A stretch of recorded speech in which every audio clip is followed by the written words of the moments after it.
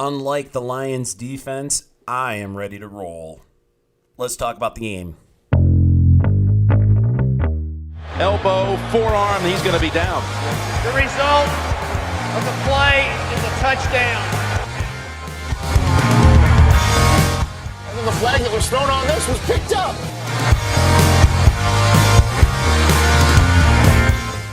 I don't know, did it get the face mask? So by rule, the game is over. The Lions Hangover.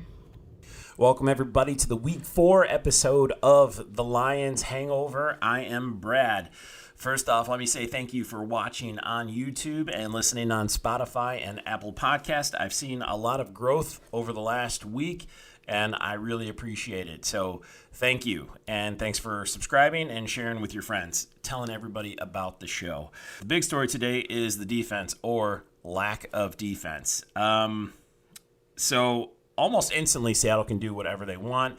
Geno Smith had no problem moving the ball. He was mobile, a lot more mobile than I thought he would be in today's game.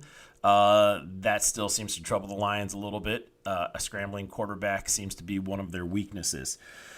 So after Seattle goes up 7-0, Lions instantly go 3 and out. However, on the next play, the punt, it's fumbled by Lockett for Seattle, and the Lions are in great field position. I believe they were like on the 25 or 30 after that, in which within a play or two, Goff connects with Hockenson, and Hockenson scores his touchdown. He had 2 touchdowns today and a 2-point conversion, and this was a big day for Hockenson. We'll talk about his stats in a little bit.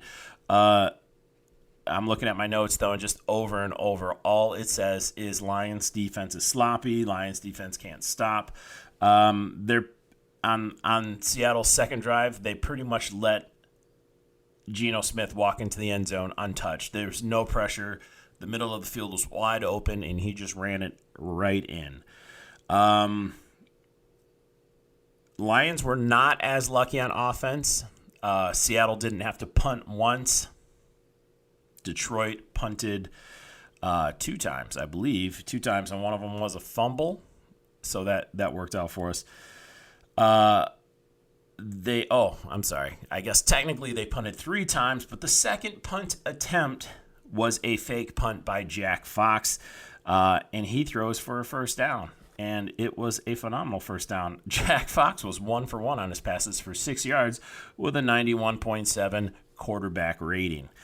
Lions got a new kicker this week, Eberle. I don't know what's up with the Lions kickers. They seem to have forgotten that time when it was before Prater, but after Jason Hanson, one of the most reliable kickers in the history of the NFL. The Lions went through like 6 to 15 kickers before we accidentally got Matt Prater. We were super lucky to get Matt Prater that season, and we sort of just let Matt Prater get away from us after that. I don't know what's going on, but the kicking game is a big problem. It, in a way, cost us last week against Minnesota because Eberle missed 2 extra points. The easiest kick in football, the extra point, he missed both of them. We were somewhat successful on converting 3rd and 4th downs today. Lions offense was clicking on most, if not all, of their cylinders. So earlier in the week, DK Metcalf nonchalantly called out Okudah. He was saying that, has he really been shutting anybody down because he's had a safety behind him, but he's a good cornerback, though. I'm paraphrasing, of course. That's not an exact quote. And turns out DK Metcalf was kind of right because he had Okudah's number all day. Now, Okudah did make some stops. There was 1 or 2 broken up plays, but it was rare. It seemed like Geno Smith was hitting everybody, especially DK Metcalf. Just before halftime, though, Jamal Williams pounds it in.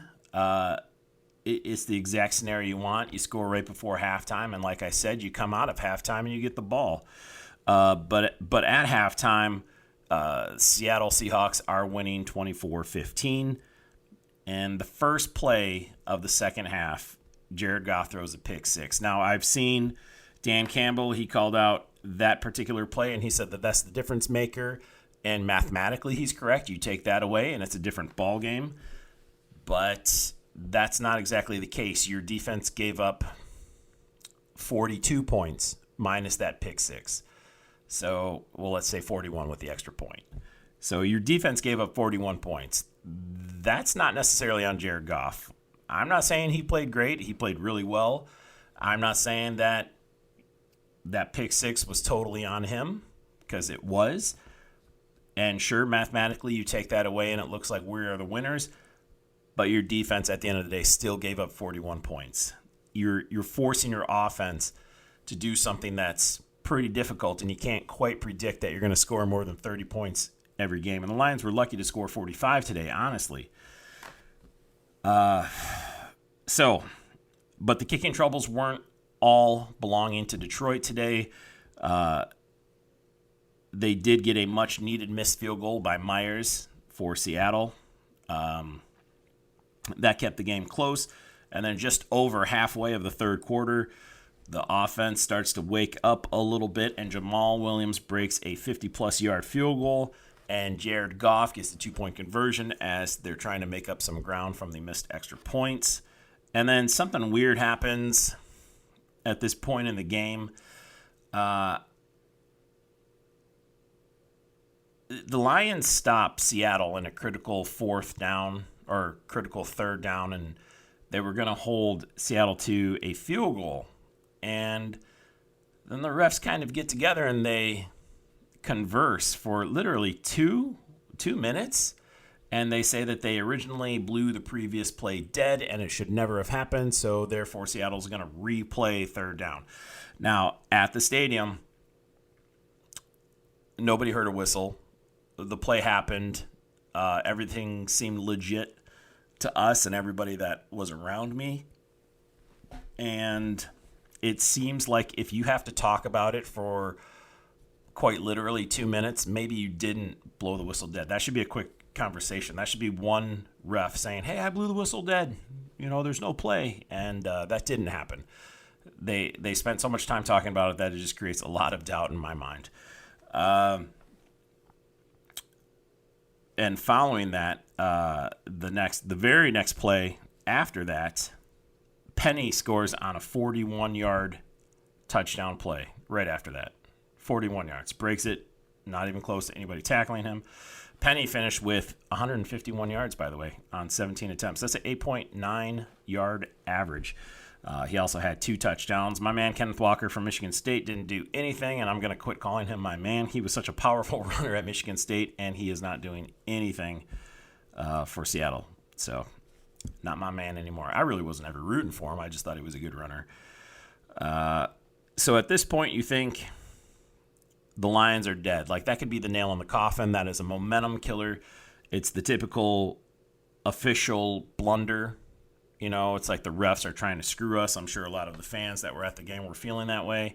I don't know how it exactly came across on TV, but the Lions offense never gives up. They're the one consistent this year. No matter how bad it gets, the Lions offense just keeps getting through. And if the defense could just step it up, I swear we'll be unstoppable. And I know that sounds kind of like a optimistic thing, but it seems so obvious because we've scored more points than any other team in the NFL, and it's not even close right now. I think we got like a 30 or 40-point lead.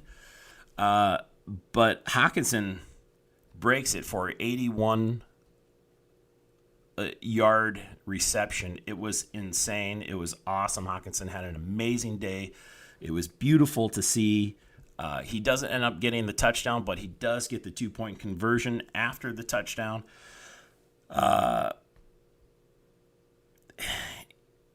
He also scores another touchdown with 5:26 remaining in the game. That pulls the Lions to within 3, 41-38. Seattle scores one more time. Lions come back and score one more time. Another Hockenson touchdown. Right? Yeah, I think so. And then we go for the onside kick, and we don't get it. And all Seattle needs, we have all of our timeouts, and all Seattle needs is a first down, and the Lions can't hold them. They can't stop them. And Geno Smith runs out the clock. He takes the knee, and he runs out the clock, and it was very disappointing. It's very discouraging, and the Lions, the fans deserve better. Very frustrating. Very frustrating to watch. Very frustrating to feel as a fan. I promised myself I'm not going to cry. Still not going to cry. But that's it. You kind of swallow this one down. And my voice is a little shaky because I started yelling like a madman when Hockenson was running on that 81-yard thing. So it's a little bit wobbly today, my voice afterward. Maybe you don't hear it, but I can feel it for sure.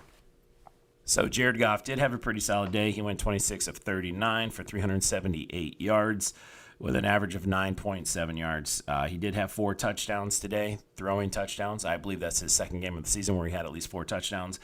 He did have 1 interception, that pick 6. That kind of hurt us. His quarterback rating was a 121.5. So statistically, he had a great day.